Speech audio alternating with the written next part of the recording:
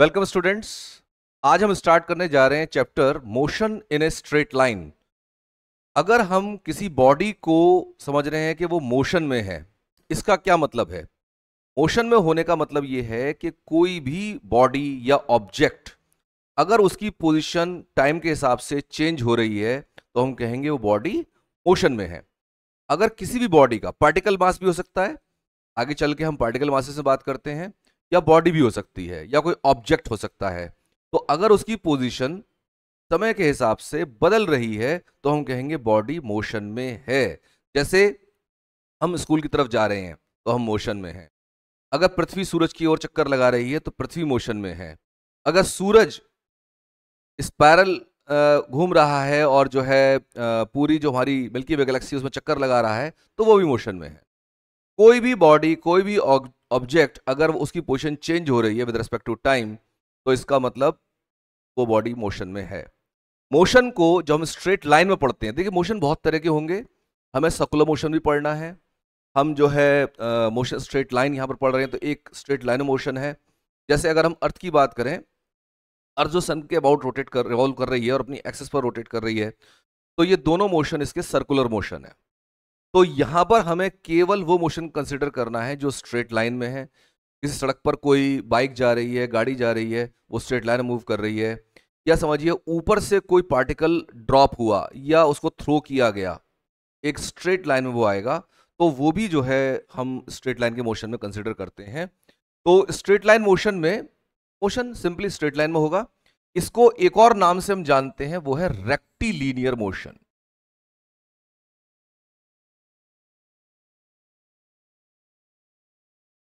Once again, motion in straight line, मैंने इसको बताया आपको, इसको हम रेक्टिलीनियर मोशन के नाम से भी जानते हैं। Rectilinear motion.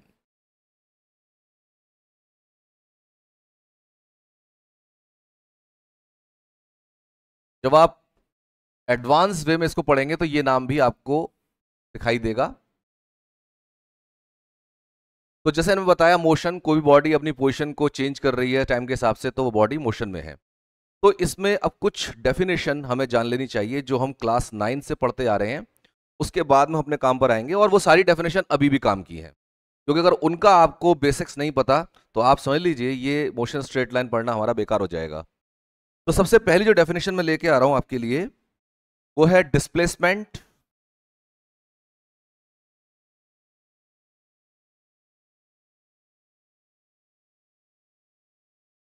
And distance.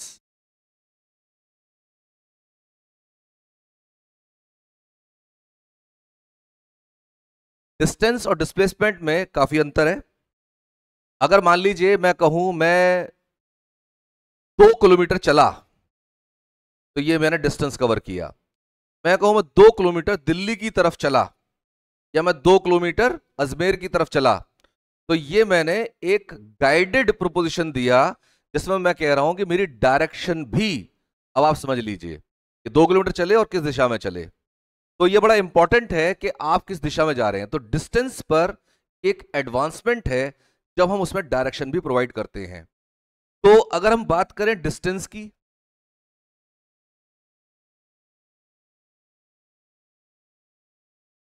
तो कोई भी ऑब्जेक्ट जो अपनी पोजीशन को चेंज कर रहा है तो वो जो है डिस्टेंस दिखाएगा। केवल अगर हम बात करें उसने पोजीशन को चेंज किया, तो अगर कोई भी ऑब्जेक्ट की बात करें, इफ एनी ऑब्जेक्ट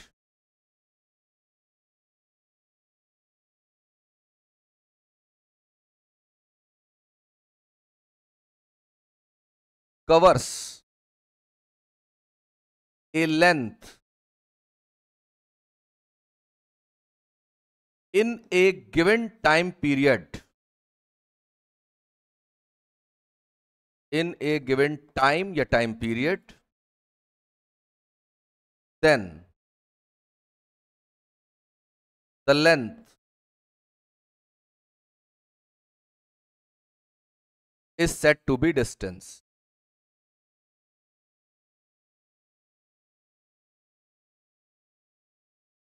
और अगर हम बात करते हैं डिस्प्लेसमेंट की, तो डिस्प्लेसमेंट में आपके पास डायरेक्शन भी होनी चाहिए। करेक्ट। डिस्प्लेसमेंट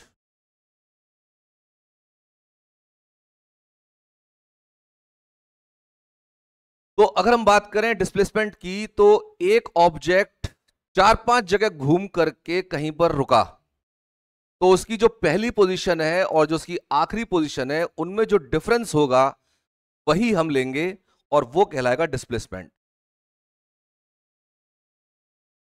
द डिस्टेंस, उसको डिस्टेंस कहेंगे, between the initial position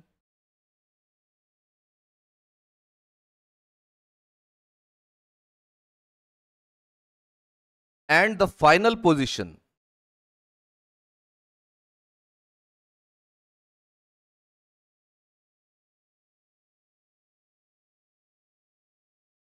and the final position of an object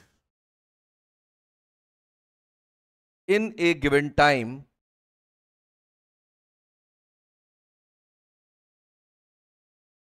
is called displacement।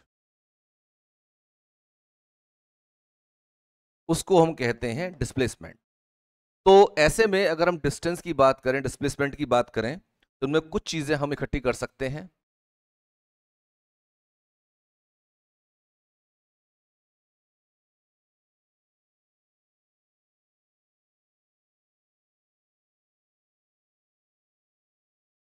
सबसे पहली बात, दोनों में ही लेंथ मेजर की जाती है, लेकिन इसमें लेंथ केवल लेंथ रहेगी, इसमें लेंथ के साथ डायरेक्शन भी इन्वॉल्व होती है। Only length.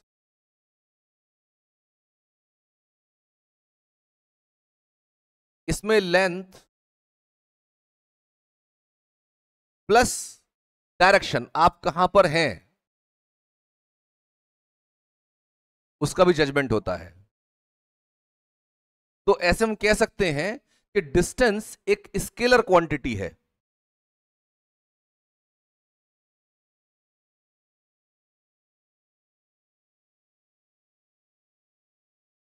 और ये वेक्टर क्वांटिटी है। देखो ये दोनों जो पॉइंट लिखे मैंने, ये दोनों एक ही बात है। आप ये कह सकते हो कि आप एक ही बात को दो बार लिख रहे हो, वर्ड्स अलग हैं। तो मेरा केवल एक आपको मशवरा ये है कि दो बार अगर लिख भी गई कोई चीज तो दो अलग शब्दों में लिखी गई है, दोनों को याद कर लो, कैसे भी याद रह जाए। तीसरी बात, स्केलर क्वांटिटी वेक्टर क्वांटिटी में अंदर समझते हैं आप।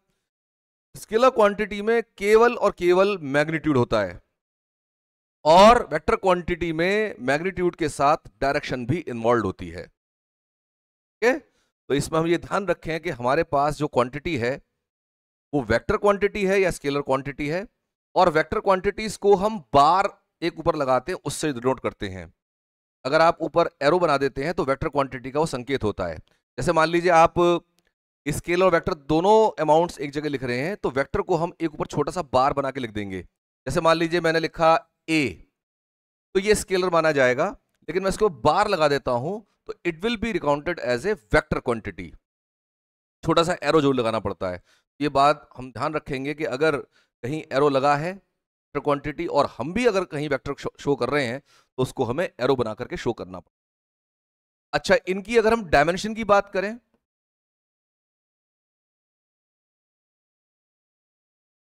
एल, ये मैंने पहले आपसे प्रॉमिस किया था, जब भी हम कोई भी चैप्टर पढ़ेंगे, जितनी भी उसमें अमाउंट्स आएंगे, जितनी वैल्यूज आएंगी, सबकी हम डायमेंशंस नोट करने वाले हैं।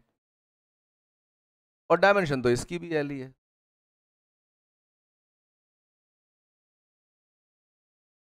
ये तीन बातें मुख्य हैं जो हमें ध्यान रखनी चाहिए इसमें। डायरेक्शन के लिए एक चीज और जरूर ध्यान रखें, कुछ चीजें मैं आपको थोड़ा सा मैं चाहूंगा कि हम ऐसा ना हो बिल्कुल किताबी कीड़े बन के रह जाएं। कुछ चीजें हमें और एक्स्ट्रा जाननी चाहिए, उससे मतलब हमें चीजों को समझने में ही हेल्प मिलती है।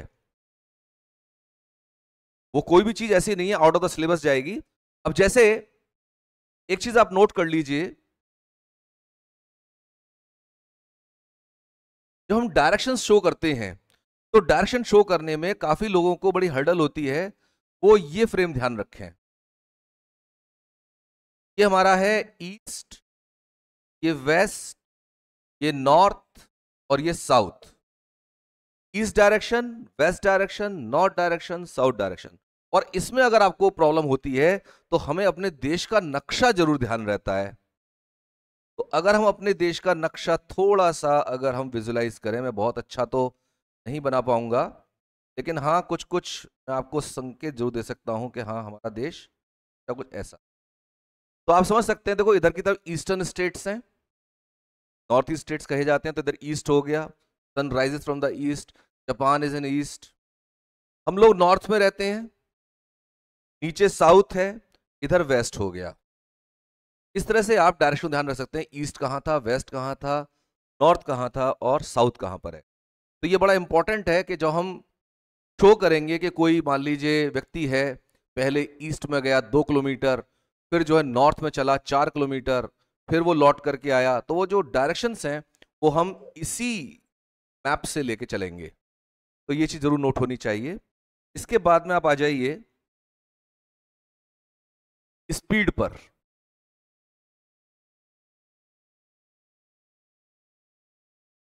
स्पीड का मतलब क्या है, हम कैसे कहें, स्पीड को कैसे डिजाइन करें, कितने समय में कोई चीज कितनी दूर निकल गई, उसकी स्पीड है। अगर कम समय में ज्यादा दूर निकल जाएगी तो ज्यादा स्पीड है, कम समय में ज्यादा दूर निकल गई तो ज्यादा स्पीड है, और ज्यादा समय में कम दूर चल पाई तो कम स्पीड है। इसी बात, तो यहां पर दूरी और समय में ये रिलेशन रहता है, आप लोग जानते हो। स्पीड को अगर हम डिनोट करते हैं एस से या वी से, तो v is equal to distance upon time. तो अगर हम इसको डिफाइन करें, तो आपने जो डिस्टेंस चला यूनिट टाइम में वो हम कहेंगे स्पीड होता है। द डिस्टेंस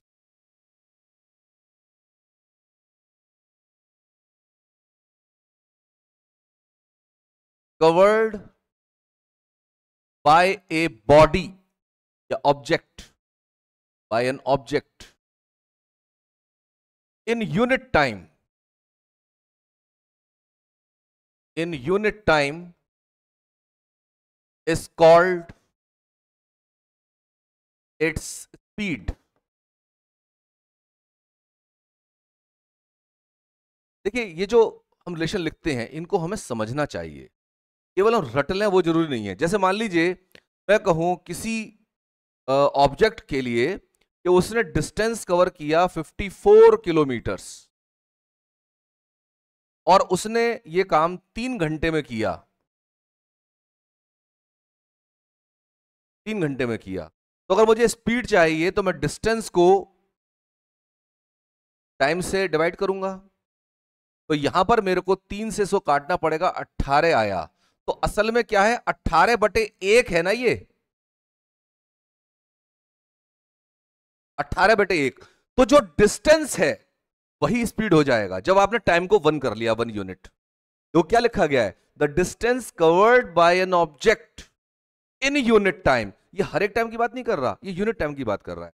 और वो यूनिट टाइम 1 आवर भी हो सकता है, वो 1 सेकेंड भी हो सकता है, वो 1 मिनट भी हो सकता है। तो यहां पर अगर हम किलोमीटर पर आवर में ले रहे हैं तो 18 किलोमीटर वो 1 घंटे में चल रहा है, तो ये इसकी स्पीड है 18 किलोमीटर पर आवर। तो जो यूनिट टाइम लिखा जाता है, यूनिट को हम कई बार एक्सप्रेस करते हैं। तो यूनिट से मतलब ये होता है कि सारी क्वांटिटी कट कर लो और जो बचेगा उसी में हम उस फिजिकल क्वांटिटी को हम एक्सप्रेस कर रहे हैं। तो यहां पर जो distance covered by an object in unit time is called speed. और इसका formula, we usually denote it, usually denote it with v, v,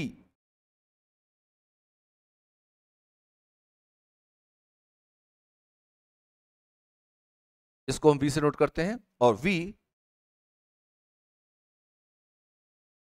is equal to distance upon time, distance upon time. तो usually जो distance का notation हम s लेते हैं, time के लिए t लेते हैं। तो v is equal to s upon t is our speed. अब इसके बाद में एक और चीज लेते हैं, एवरेज स्पीड।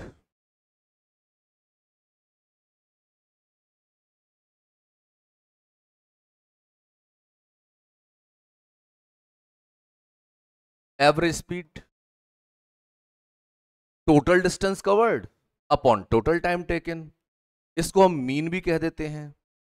दो अगर आपके पास समय अंतराल हैं, टाइम इंटरवल्स हैं, और दो आपके पास डिस्टेंस कवर्ड हैं, उनको जोड़ के टाइम से डिवाइड कीजिए, टोटल टाइम से, you will get average speed. The total distance covered, the ratio of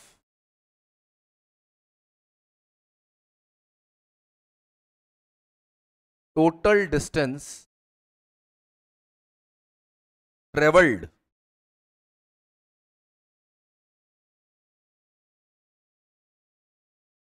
to total time taken, total time taken is called the average speed of an object। मान लीजिए कोई particle या कोई body या कोई object point ओ से अपना motion start करता है और वो ए पॉइंट और बी पॉइंट पर पहुंचता है। यहां पर अगर मैं बात करूं तो ओ से ए तक का डिस्टेंस s1, टाइम t1 और स्पीड v1 ये हम ले लेते हैं। मतलब इस इंटरवल में, ओ से ए तक के इंटरवल में, s1 उसके द्वारा चलित दूरी है, डिस्टेंस ट्रेवल्ड है, t1 टेकन टाइम है और v1 उसकी स्पीड है। और इसमें s2, t2 और v2 ये तीन क्वांटिटी में ए से बी तक के लिए ले रहा हूं। तो टोटल डिस्टेंस जो ट्रेवल्ड होगा वो होगा s1 प्लस s2 और जो टोटल टाइम टेकन होगा वो होगा t1 प्लस t2। तो अकॉर्डिंग टू दिस फिगर, यहीं पर लिख लेता हूं मैं, तो जो एवरेज स्पीड है हमारे पास वो बनेगी s1 plus s2 upon t1 plus t2 upon t1 plus t2। और ये बात आप समझ रहे हैं कि यहां पर जो v1 है वो s1 अपॉन t1 है और जो v2 है वो s2 अपॉन t2 है। तो यहां से हम इस रिलेशन को v में भी ला सकते हैं। मतलब हम s को ना लेना चाहें, हम v में काम करना चाहें, तो s1 is equal to v1 t1 और s2 is equal to v2 t2 upon t1 plus t2। मान लीजिए हमें क्वेश्चन इस तरह से दिया हुआ है जिसमें डिस्टेंस की बात ही नहीं कर रहा, वो सीधे कह रहा है भाई ओ से लेके ए तक इतनी वेलोसिटी है, इतना टाइम है, ए से बी तक इतनी वेलोसिटी है, इतना टाइम है, now count the average speed. आप निकाल सकते हैं, आप इसमें डिस्टेंस की बात ही नहीं कर रहे। हम बिना वजह इस फॉर्मूले को बीच में ना लाएं, हम इससे डायरेक्ट काम कर, उससे भी कर सकते हैं बीच में ला करके, बट हम इसको डायरेक्ट भी यूज कर सकते हैं। इसी तरह से अगर मान लीजिए हम केवल टाइम को अगर हम हटाना चाहें तो उसको भी हम इसमें ले सकते हैं। तो इसके अलावा जैसे s1 प्लस s2 मैं ऐसी रखता हूं और डिनोमिनेटर में t1 को मैं रिप्लेस कर सकता हूं s1 अपॉन v1 से। तो थोड़ा सा अलग कर लेते हैं।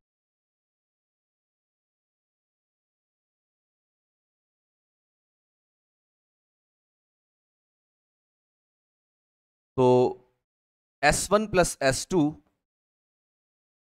अपॉन t1 की जगह पर आ जाएगा s1 upon v1 plus s2 upon v2। तो this can also be the average speed. ये इसमें टाइम की बात नहीं कर रहा, इतने डिस्टेंस के लिए इतनी वेलोसिटी है, इतने डिस्टेंस के लिए इतनी वेलोसिटी है, तो आप एवरेज स्पीड बता दीजिए, सॉरी स्पीड है। तो ये हमारे तीन फॉर्मूले हैं, जैसे हमें वैल्यूज दी उससे हम निकाल सकते हैं। इसके अलावा इसमें कुछ पर्टिकुलर केसेस हैं।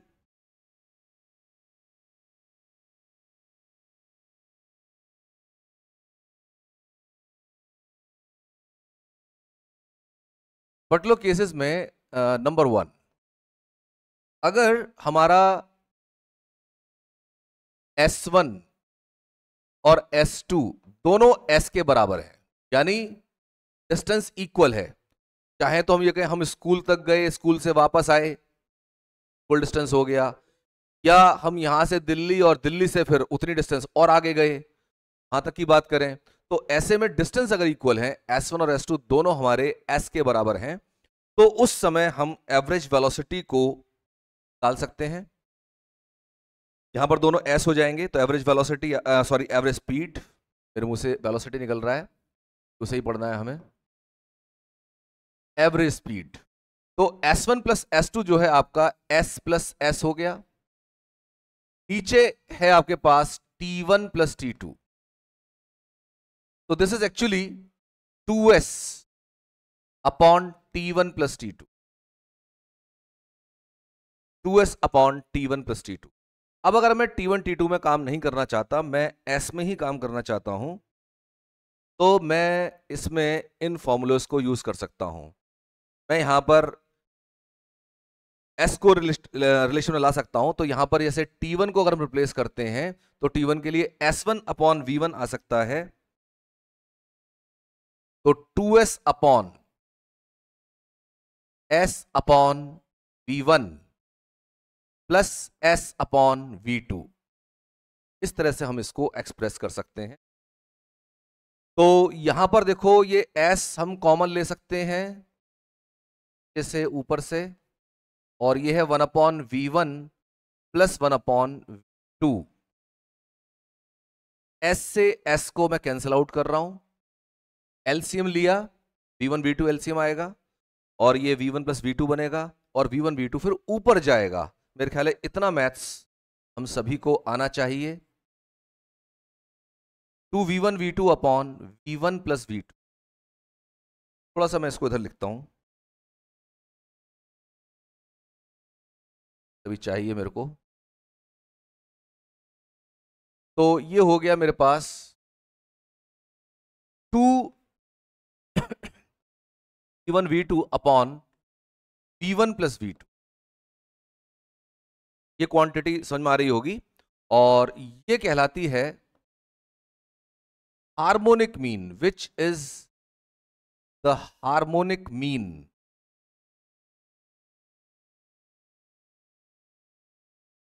Harmonic mean of V1 and V2। अब जो हार्मोनिक मीन की बात चली है, तो मैं हार्मोनिक के बारे में थोड़ा सा आपको इंटरेस्ट बता दूं। एक्चुअली आप लोगों ने सीरीज पढ़ी है अरिथमेटिक प्रोग्रेशन और geometric progression. Arithmetic progression AP, अगर मान लीजिए कि आप इसको एक अलग से नोट के रूप में लिखें,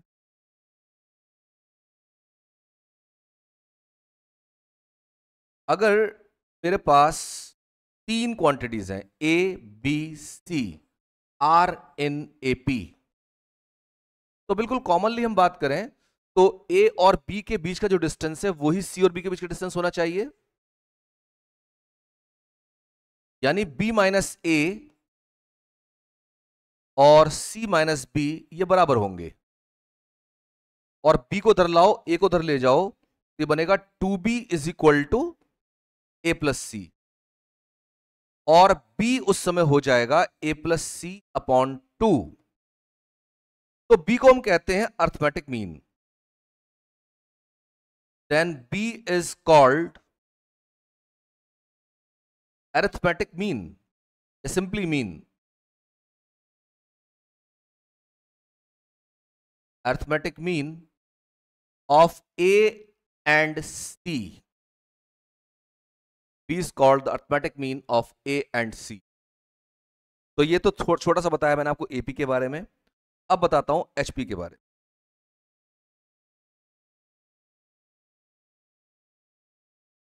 note number 2, let it be 1। अगर मान लीजिए मैं कहता हूं कि तीन क्वांटिटीज एचपी में है, harmonic progression, if A B C are in HP, HP we mean harmonic progression.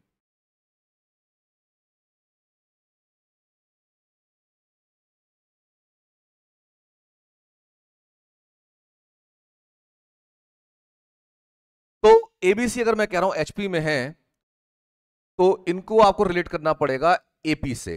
अगर ए बी सी एचपी में है, तो 1 अपॉन ए, 1 अपॉन बी और 1 अपॉन सी ये एपी में होते हैं। और अगर ये तीनों एपी में है तो 1/b minus 1/a will be equal to 1/c minus 1/b. So what is this? This is 2/b is equal to 1/a plus 1/c. Now take LCM. This will be a plus c upon ac.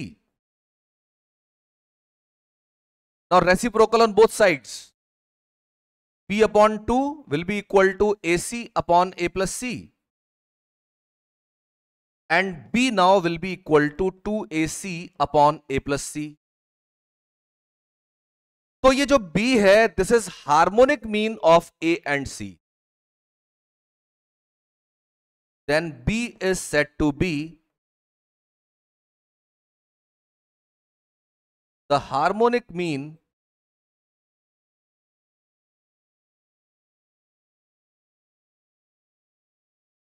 of a and c.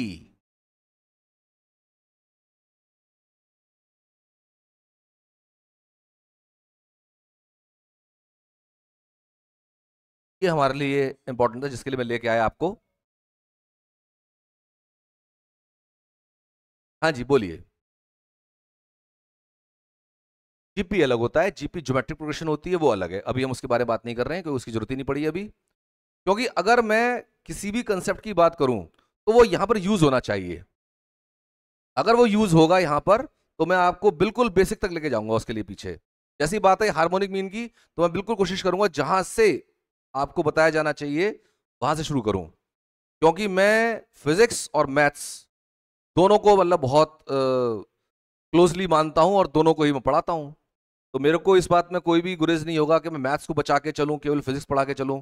मुझे जहां चलेगा inter connecting concepts हैं, तो आपको मैं दोनों चीजें बता के चलूंगा. आप मुझसे मैथ्स की भी कोई भी क्वेरी बीच में ले सकते हैं, फिजिक्स की कोई क्वेरी बीच में ले सकते हैं. It will be no difficulty. तो यहां पर ये हो गया हमारा हार्मोनिक प्रोग्रेशन, हार्मोनिक मीन. तो यहां पर देखिए जो हमने v1 v2 में काम किया था, sorry 2v1 v2 upon v1 plus v2, तो यहां पर दो ही क्वांटिटी लिखी गई, बीच की थोड़ा लिखेगा. ये आपका हार्मोनिक मीन. जैसे मैं कहूं 2ac अपॉन a प्लस सी, मैं कहूं a और c का हार्मोनिक मीन, b की बात ही नहीं कर रहा मैं. कई बार ऐसा होता है ना कि इसको इसको क्यों नहीं बात करें, आप a और c का हार्मोनिक मीन कर रहे हो, b की बात ही नहीं कर रहे. मैं इसी को कहूंगा ये a और c का हार्मोनिक मीन है. तो ऐसे ही मैं v1 v2 को कहूंगा कि ये उनका हार्मोनिक मीन आ गया है. ठीक है. तो ये हमारा केस फर्स्ट था. अब केस सेकंड लीजिए. इसमें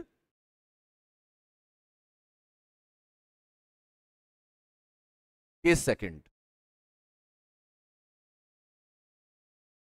अगर T1 और T2 इक्वल हो जाते हैं,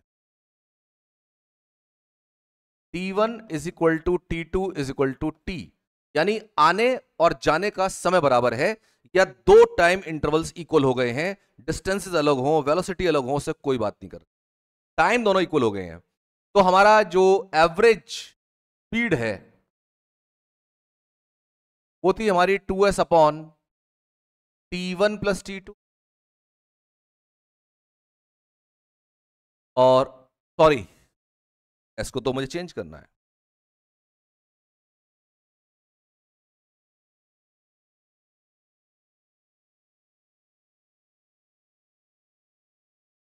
S1 plus S2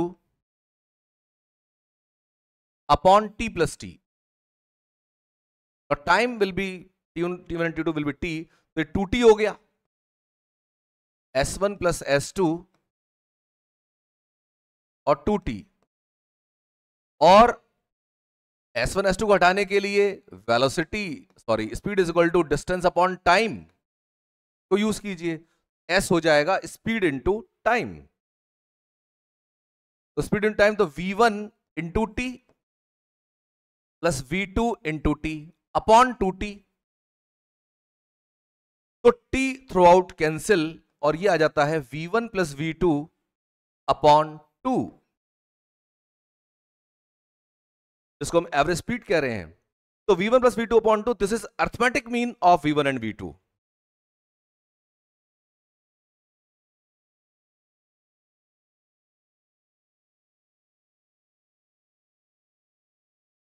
arithmetic mean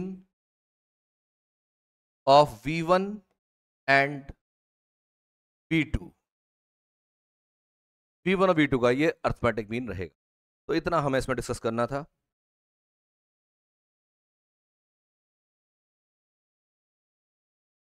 now comes velocity.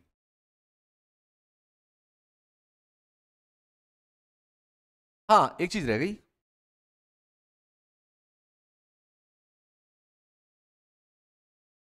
Speed के बारे में थोड़ा सा हम बात करें, छोटा सा बात कर लेते हैं।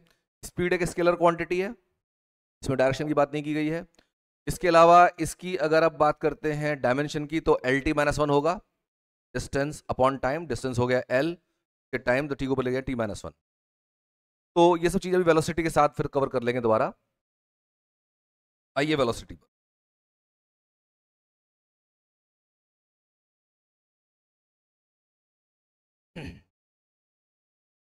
वेलोसिटी आएगा डिस्प्लेसमेंट के लिए।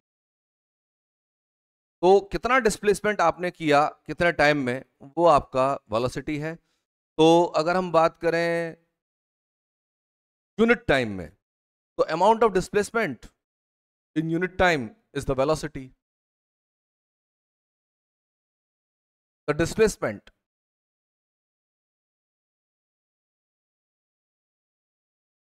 of an object in unit time, again in unit time,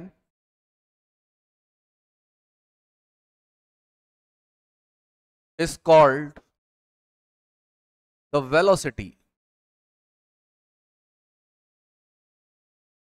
of the object. वो ऑब्जेक्ट की वेलोसिटी कही जाती है। दैट इज, हाँ, हम इसको भी डिनोट करेंगे वेलोसिटी v से। We denote it with v, और v पर बार। जिस समय मैं इसको डिटरमाइंड होकर के कहूंगा कि वेक्टर क्वांटिटी है, मैं इस पर बार लगाऊंगा। यूजुअली कैजुअली हम कई बार नहीं लगाते वेलोसिटी की, क्योंकि बहुत ही ज्यादा हम जब इस पर डिस्कशन कर चुके होते हैं कि v जो है वेक्टर क्वांटिटी है, स्पीड की हम बात ही नहीं करेंगे, तो उस समय हम v पर बार लगाना भी छोड़ देते हैं। तो कई बार v और v बार लगाएंगे, but it will remain velocity, it is a vector quantity. तो जो v है अपने पास, v को हम कहेंगे डिस्प्लेसमेंट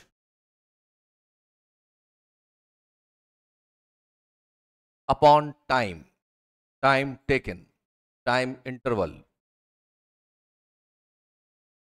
अब मान लीजिए कोई पार्टिकल, उसकी कोई पोजीशन है, इनिशियल पोजीशन और हमने कहा था फाइनल पोजीशन डिस्प्लेसमेंट के लिए कहा था। तो मान लीजिए ओ तो हमारा ओरिजिन हो गया, जहां से सारे डिस्टेंस मेजर होते हैं। किसी भी सिस्टम में आप जाएंगे, चाहे आप कोऑर्डिनेट सिस्टम एक्स वाई का ले रहे हैं, चाहे एक्स वाई जेड ले रहे हैं, या कोई और 4 से 5 तरीके के सिस्टम हमारे सिलेबस में रहते हैं। फिलहाल आप केवल बात करेंगे कार्टेशियन सिस्टम में। तो अगर मान लीजिए कोई भी पार्टिकल मूव कर रहा है और उसकी इनिशियल पोजीशन ओ से लेकर के यहां पर उसकी पोजीशन आ गई है ए पॉइंट, तो ओ से ए तक का डिस्टेंस मुझे पता होना चाहिए कितना डिस्टेंस। मैं डिस्प्लेसमेंट की बात नहीं कर रहा, मैं डिस्टेंस की बात। डिस्टेंस मान लीजिए मैं कहता हूं इसका ए के बराबर है, ए यूनिट्स। तो ए का, पॉइंट ए का मैं पोजीशन वेक्टर डिफाइन करूंगा, माइंड इट, पोजीशन वेक्टर। तो पोजीशन वेक्टर को मैं कहूंगा उसका है ए बार। ए डिस्टेंस हो गया और ओरिजिन ओ से हो गया, तो मैं कहूंगा इसका जो पोजीशन वेक्टर है ए बार। ए बार को हम कहेंगे पोजीशन वेक्टर, जो पोजीशन उसकी बता रहा है, position vector of point A, capital A bar position vector. अब मान लीजिए इसकी पोजीशन में कहूं बाद में हो जाती है बी पॉइंट पर, और ये डिस्टेंस बी है मेरे पास, तो बी का पोजीशन वेक्टर मुझे चाहिए, and we will call it B bar. तो बी बार मैं कहूंगा position vector of point B. बेटा बी केवल डिस्टेंस है, बी केवल डिस्टेंस, दूरी है, कितनी नापी आपने। बी बार डायरेक्शन शो कर रहा है कि ओ से ए और ओ से बी। पोजीशन वेक्टर मैंने कहा तो किसके स्पेसिफिक है, ये ओ के स्पेसिफिक है, ओ से रिलेट हो रहा है, तो ओ से ए तक की हम दूरी ले रहे हैं। तो देखो इसकी डायरेक्शन को भी शो किया जा सकता है ओ से ए की तरफ, ओ से बी की तरफ, ठीक है। अब समझो, अब हाँ, जो हम डायरेक्शन कर रहे हैं ए पॉइंट पर, ए पॉइंट हम कहेंगे भाई तो पार्टिकल ए पॉइंट पर था। थोड़ी बात मेरे को सुन लीजिए पहले। जैसे ओ ओरिजिन है हमारे पास, ये ओ ओरिजिन है, ये केवल नापने के लिए है कि यहां से हम नापेंगे, बाकी ओ पर पार्टिकल मान लीजिए कभी था ही नहीं, ऑब्जेक्ट कभी था ही नहीं, ऑब्जेक्ट था ए पर, तो ए पर फिर भी उसकी पोजीशन है ना, उसकी कुछ डिस्टेंस है ओ से, और उस डिस्टेंस को मैंने लेते हुए उसको बना दिया पोजीशन वेक्टर। पॉइंट के लिए वो मूव नहीं कर रहा, कुछ नहीं कर रहा, वो ए पॉइंट पर है, वो बी पॉइंट पर है, ठीक है। ए पॉइंट पर है तो पोजीशन वेक्टर हो गया उसका ए बार, और बी पॉइंट पर है तो हो गया बी बार। तो अब मान लीजिए, अब मैं दूसरा केस ले रहा हूं, अब कोई उसका मूवमेंट है, उसका मोशन है, जो वो ए से बी पहुंचा, तो जरा इसे मिलाइए, ये ए से बी पहुंचा, स्ट्रेट लाइन ए से बी, और मेरे को चाहिए कि ये जो ए बी है ये भी वेक्टर क्वांटिटी, को डायरेक्शन स्पेसिफिक है। तो ए बी अगर आपको चाहिए, इसको मैं कहूंगा वेक्टर ए बी, क्योंकि उसका जो डिस्प्लेसमेंट है वो ए से बी पर हुआ, ए से चला और बी पर पहुंचा। तो ए बी जो होगा वो होगा O B vector minus O ए वेक्टर, और ओ बी है हमारा बी, ओ से बी तक का, ओ से बी तक का डिस्टेंस, और आपको वेक्टर क्वांटिटी पोजीशन वेक्टर से लेनी है, तो ये vector B minus vector A से बी तक की जो पोजीशन है वो vector B minus vector A से डिनोट होगी। इसको बिल्कुल अच्छे से गांठ बांध लो। जब भी आपको दो वैल्यूज दी हुई हैं, दो पोजीशन वेक्टर दिए हुए हैं, उनके डिफरेंस से आपको उनका डिस्प्लेसमेंट मिलेगा। तो अब जब मैं डिस्प्लेसमेंट की बात करूंगा, अब मैं इसको रिफाइन करता हूं चीजों को, तो let R1 and R2 be the position vectors, be the position vectors of an object at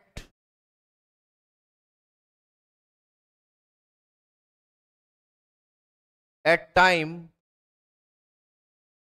T1 and T2। और इसको अगर हम दिखाना चाहें तो ये मान लीजिए R1 डिस्टेंस, ये मान लीजिए R2 डिस्टेंस, ये O पॉइंट, ये A पॉइंट, ये B पॉइंट।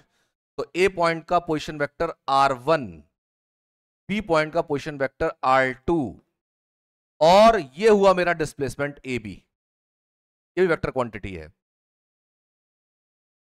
तो देन वेलोसिटी V,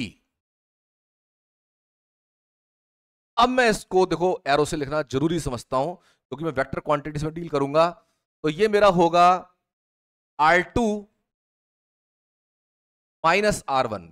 कुछ ऑथर यहां पर R2 डिफरेंस R1 लिखते हैं, कुछ इस तरह से R2 लिखा और डिफरेंस लिख दिया R1। तो उसमें ये होता है कि जो बड़ा हो या जिससे वैल्यू पॉजिटिव आए उसको आप ले लो पहले, कोई फर्क नहीं है। अगर आप स्पेसिफिक हैं ए बी है तो फिर आप ओ बी माइनस ओ ए कर रहे हो, ओ बी माइनस ओ ए से R2 माइनस R1 जैसे मैंने लिखा ये ले लीजिए, अपॉन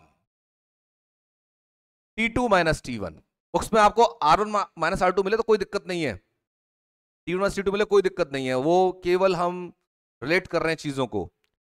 यहां पर R2 माइनस R1 और T2 माइनस T1, इसको मैं डिनोट कर रहा हूं डेल्टा R और डेल्टा T से, मतलब डिफरेंस कह लीजिए। अब वो R1 R2 का डिफरेंस है या R2 R1 का डिफरेंस है, मैंने वो बात ही खत्म कर दी।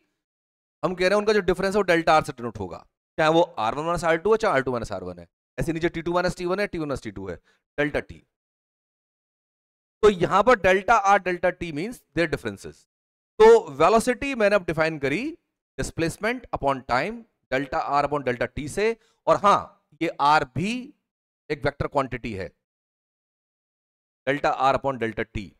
और अगर अब मैं इस टाइम फ्रेम को छोटा करता जाऊं, जो मैंने टाइम कंसिडर करा है T2 माइनस T1, इस टाइम को छोटा छोटा छोटा छोटा छोटा बहुत छोटा कर देते हैं, इनफाइनाइटेसिमली स्मॉल, अनंतो अनंता, इनफाइनाइटेसिमली अनंतो अनंता, अनंत में भी जो अनंत हो उसमें छोटा।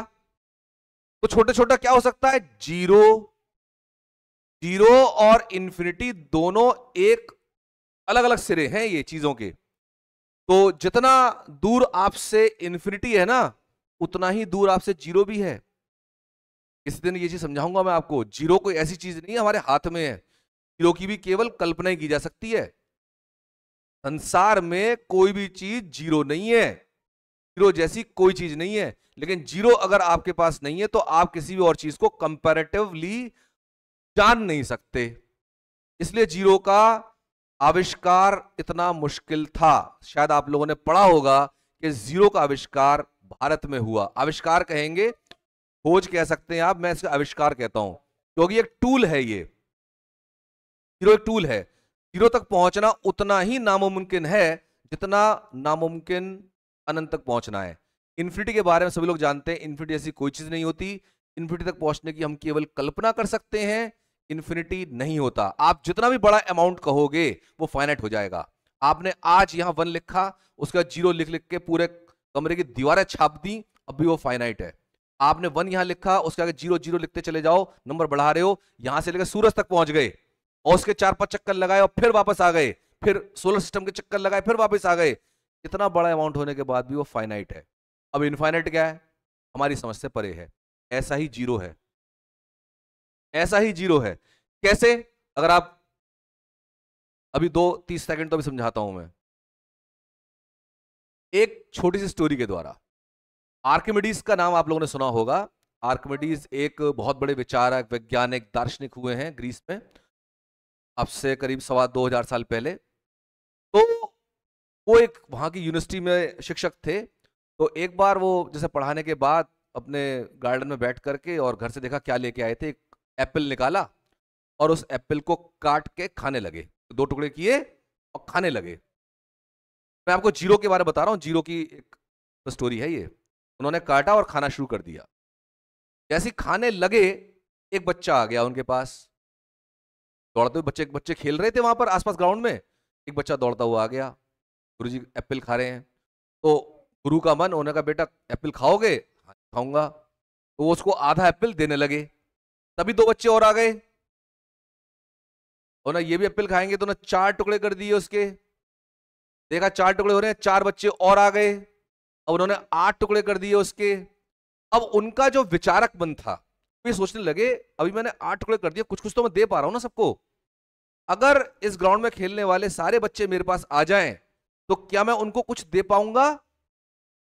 जवाब आया हां, कुछ ना कुछ तो दे पाऊंगा। तो उन्होंने सोचा अगर पूरे ग्रीस के बच्चे मेरे पास आ जाएं तो क्या मैं उनको कुछ ना कुछ दे पाऊंगा काट काट के? यस, आंसर था यस, कुछ ना कुछ दे पाऊंगा। तो सोचा पूरी दुनिया के अगर बच्चे आ जाएं, पूरी दुनिया के जितने लोग हैं वो आ जाएं मेरे पास एप्पल मांगने के लिए, तो क्या मैं उनको छोटा सा भी हिस्सा दे पाऊंगा? जवाब था हां। तब उन्होंने विचार किया, कितना भी छोटा किसी एक को आप कर लें वो खत्म नहीं हो सकता। और वहां से उन्होंने जीरो की खोज बंद हो गई। उनका दिमागी काम करना बंद कर दिया होगा, ऐसा मैं मानता हूं। उनके हिसाब से जीरो जैसी कोई चीज नहीं होती थी। और यही चीज दुनिया के सभी विचारों के सामने थी कि जीरो को कोई सोच ही नहीं पाया। ये केवल हमारा सिद्धांत था जिसमें हमने कहा ईश्वर सब जगह है, ईश्वर सब जगह है, और जहां नहीं है उस नहीं में भी ईश्वर है, उस नहीं में भी ईश्वर, ईश्वर नहीं में भी है।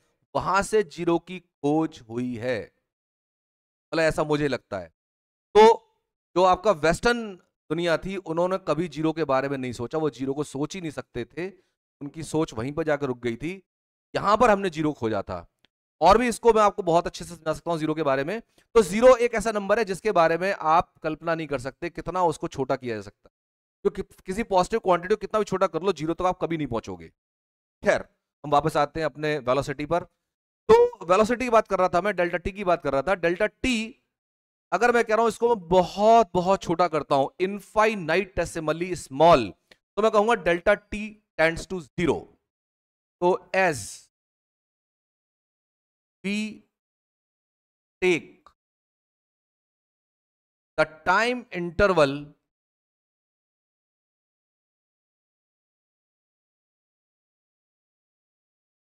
infinitesimally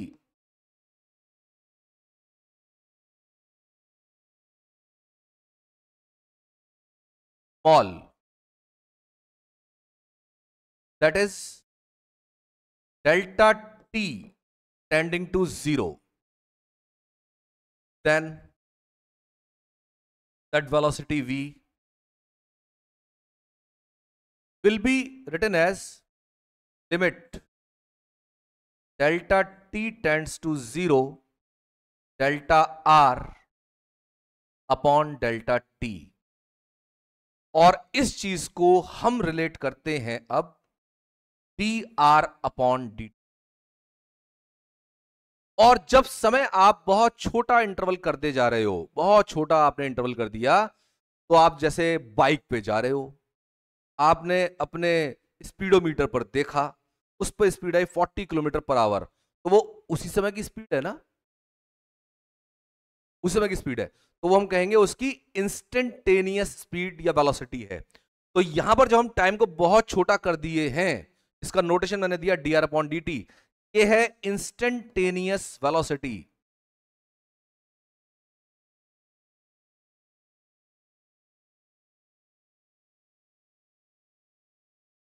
तुरंत की, तत्क्षण की, उसी सेकंड की, उसी क्षण की।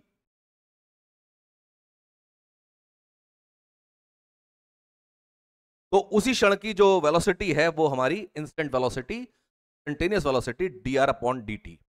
तो ये हमने जो पढ़ा आज, ये D R upon D T तक का काम। अभी D R upon D T पर हमें थोड़ा सा काम और करना है, क्योंकि ये है derivative of R with respect to time T. मैं इसको दोबारा लेना चाहूंगा। नाउ अब आ जाइए आप D R upon D T पर। मैं इसका एरो साइन छोड़ रहा हूं। D R upon D T, ये हमारी वेलोसिटी वी, चलो एरो लगा लेते हैं थोड़ी देर के लिए। तो velocity V D R upon D T, तो इसको हम कहते हैं rate of change of distance is velocity.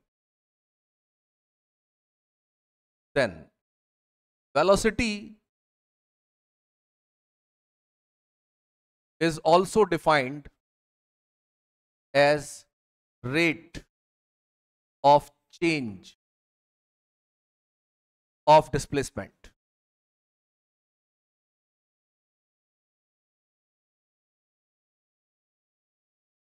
Now come to dr upon dt. अब मैं इस पे एरो नहीं लगा रहा हूं। dr upon dt यह है derivative of r with respect to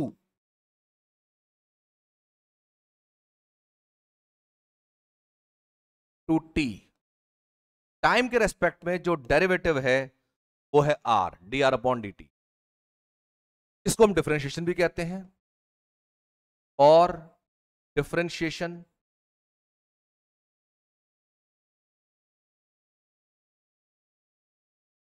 of r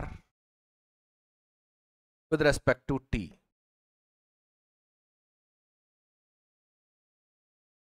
तो dr upon dt derivative of r with respect to time t। हमें जो डिफरेंशिएशन पढ़ना है, ये हमारा बहुत मेजर टॉपिक होगा क्लास 12th में। डिफरेंशिएशन, डिफरेंशिएशन, इंटीग्रेशन, दो ऐसे पार्ट्स हैं जो 12th क्लास में पढ़ाए जाते हैं मैथमेटिक्स के अंदर, लेकिन फिजिक्स में आपको अभी से इनकी जरूरत पड़ने वाली है। इस चैप्टर में पड़ेगी और आगे आने वाले सभी चैप्टर्स में पड़ेगी। तो मैं अगले लेक्चर में आपको डिफरेंशिएशन के बारे में ब्रीफ करूंगा, कैसे आपको लेना है और क्या क्या इसके रूल्स हैं, क्या क्या हमें इसमें जानना चाहिए। लेकिन बात वही है कि डिफरेंशिएशन एग्जैक्टली तो हम पढ़ेंगे 12th में।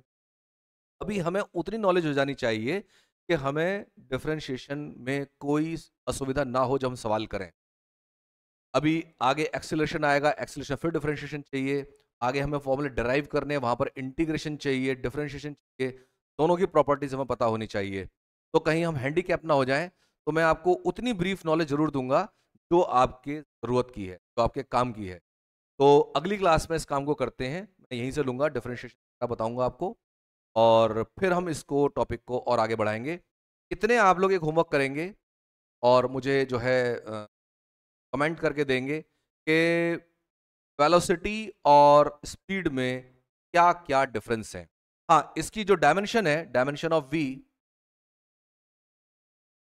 को लिख करके हम बात को,